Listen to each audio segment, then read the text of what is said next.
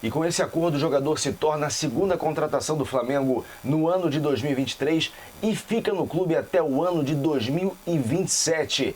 Meus irmãos rubro-negros, sejam muito bem-vindos a mais um vídeo do canal Dom Ian Saudações Rubro-Negras. Nesse vídeo eu vou falar sobre o Flamengo, que já tem adversário definido na Copa São Paulo de Futebol Júnior. Vou falar sobre o acordo entre Flamengo e Agustin Rossi.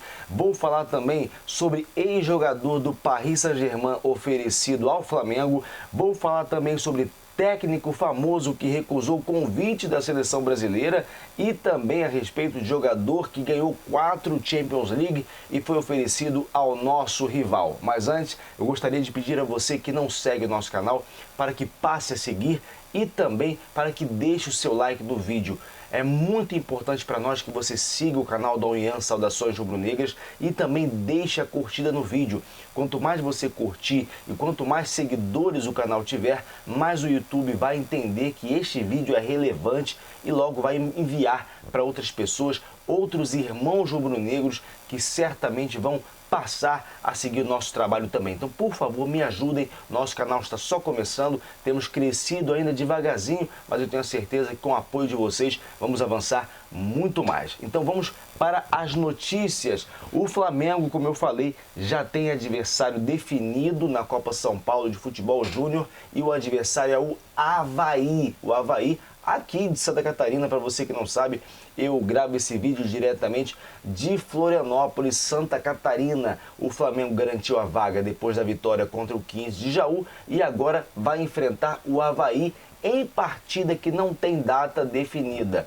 Trata-se da segunda fase da competição, agora são 64 equipes, o Avaí estava no grupo 6, ganhou pelo placar que precisava ganhar por um placar de pelo menos 2 gols de diferença, conseguiu e avançou. Agora o Flamengo vai enfrentar o Avaí e a gente espera que passe.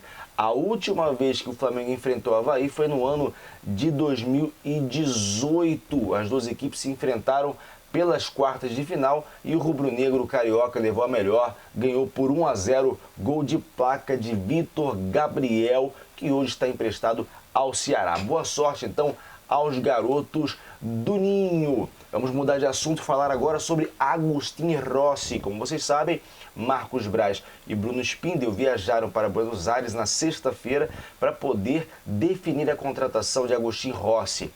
A ideia do Flamengo era até oferecer um valor ao Boca para poder contar com o jogador já no começo do ano, não precisar esperar o término do contrato do jogador do Boca, que termina no mês de junho deste ano.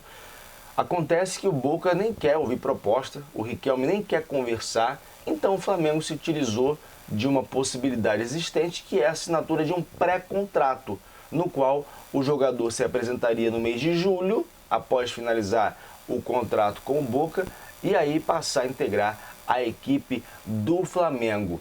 É o que aconteceu.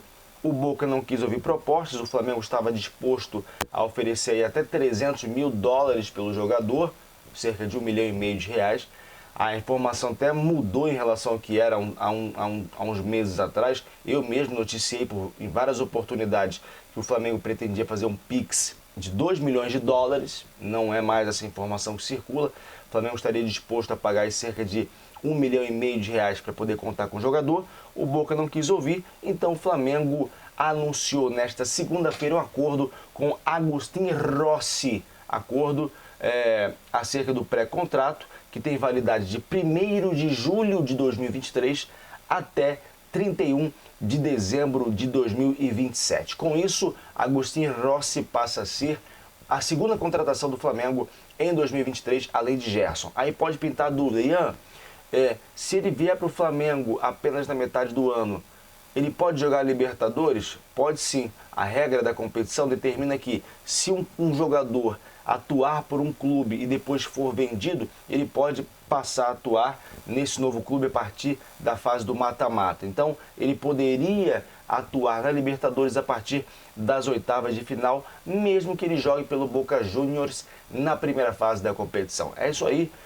Boa sorte ao Agustin Rossi, que chega para disputar a posição com o Santos. Muitos torcedores do Flamengo dizendo, inclusive, que ele tem que ser titular. Vamos mudar de assunto, falar então sobre um jogador, ex-jogador do Paris Saint-Germain, que está sem clube no momento e foi oferecido ao Flamengo.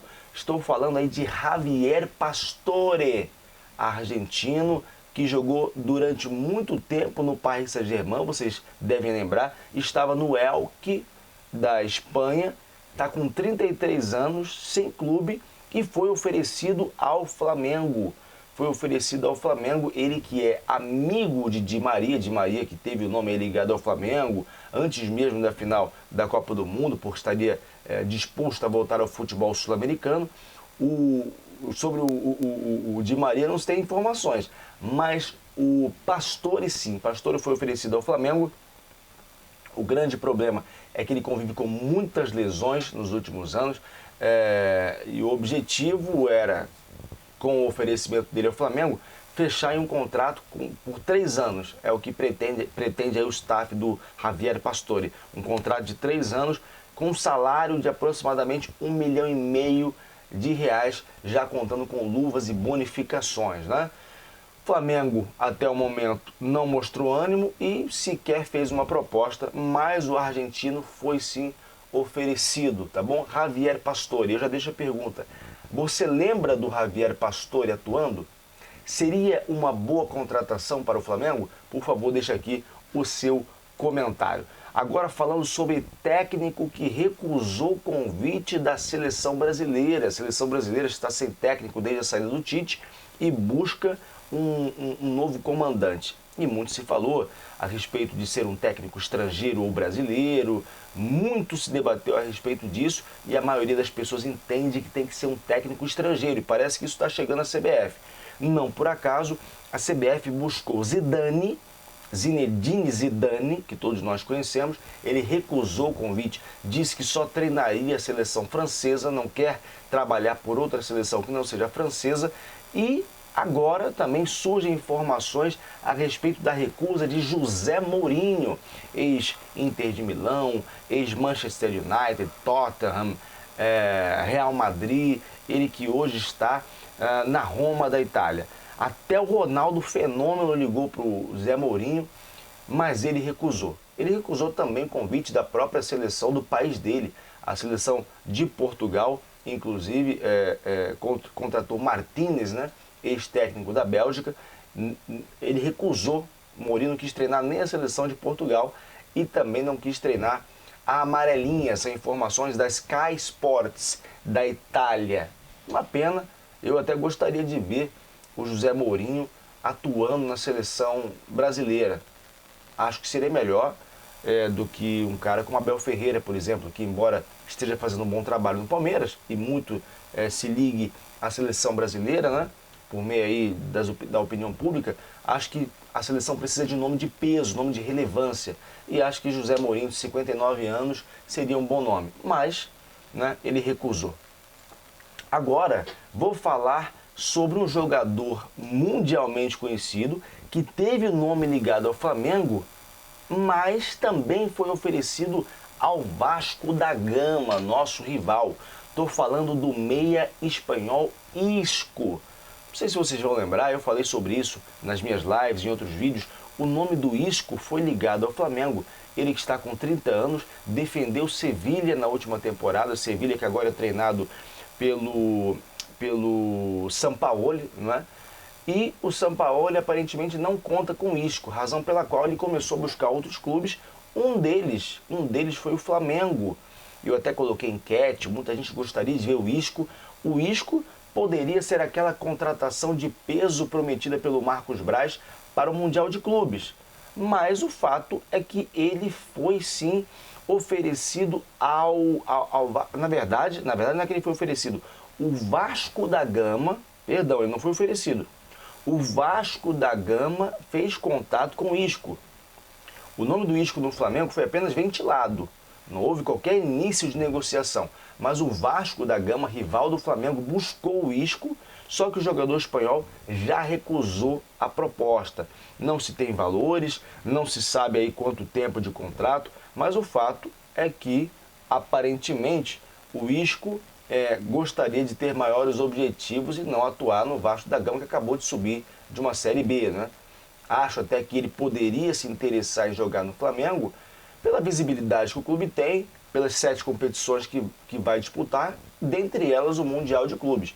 Ele que poderia no Mundial enfrentar o ex-clube dele, Real Madrid, né? E querer até se vingar, já que ele saiu de uma maneira não muito legal do Real Madrid, não estava sendo bem aproveitado no clube espanhol. Então, o Isco teve conversas com o Vasco buscou o Isco, mas o jogador espanhol já rejeitou a proposta. Agora, gente, para a gente finalizar aqui, falando a respeito da confusão que aconteceu em Brasília ontem, vários atos que não são bonitos de se ver, muita destruição na capital federal, e aí houve uma manifestação da torcida organizada do Flamengo, Raça Rubro-Negra. A Raça Rubro-Negra, em postagem na rede social, chamou os atos de antidemocráticos, e eu considero também antidemocráticos, essa também é a minha opinião, acho que não há dúvidas em relação a isso, eu não defendo nem compactuo com atos de violência, seja pelo pretexto que for, essa é a minha opinião. E a Raça Rubro-Negra também, razão pela qual emitiu um comunicado com o seguinte dizer: pela democracia. Se você for lá na página da Raça Rubro-Negra no Instagram, você vai ver pela democracia e a seguinte escrita: a Raça Rubro-Negra vem por meio desta repudiar qualquer ato antidemocrático. Mais que torcida, somos um movimento forjado sobre os ideais da resistência e sempre pregaremos a democracia. Falando nos atos, Brasília era uma das possíveis sedes da final da Supercopa do Brasil, que tem data prevista para 28 de janeiro. Já falei em outros vídeos que Brasília era uma das sedes possíveis, além de Pernambuco e também era Brasília, Pernambuco e, salvo engano, Fortaleza, né? Brasília já se mostra fora dessa disputa. Dificilmente acontecerá em Brasília a final da Supercopa do Brasil, né? Que a gente vai disputar contra o Palmeiras. São os reflexos, é o que acontece quando você tem atos desse calibre que são antidemocráticos, e acho que corretamente, até pelo peso que tem representando, né, uma das torcidas que representam o maior clube do país, acho sim importante que a Raça Rubro-Negra tenha se manifestado contrária em relação a esses atos. Bom, gente, o vídeo foi um pouco mais extenso, agradeço a você que assistiu até aqui, peço para que você deixe o seu like no vídeo e também siga o canal se você ainda não nos segue. Isso é muito, muito importante para mim. Você não paga absolutamente nada. Eu peço para que vocês me ajudem a chegar a outros irmãos rubro-negros. Vou ficando por aqui. Um forte abraço. Até o próximo vídeo. Isso aqui é Flamengo.